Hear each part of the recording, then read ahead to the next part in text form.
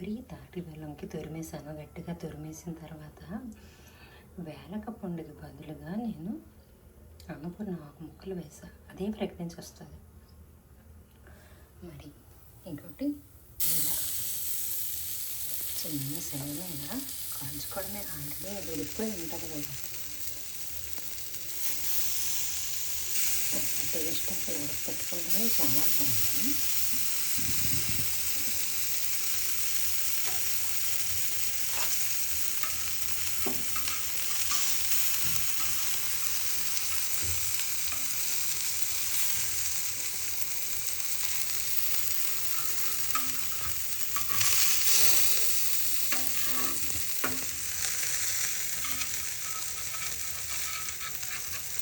ఆయిల్లో deep fry చేసామనుకోండి, అది ఓపెన్ అయిపోవడం, పాడైపోవడం ఉంటుంది.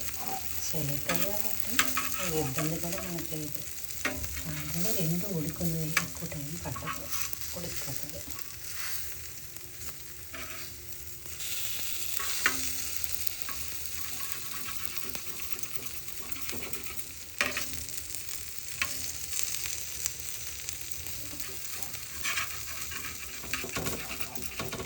కొబ్బరి ఎక్కువ ఉండిపోతుంటుంది కదా ఈ యొక్క సీజన్లో.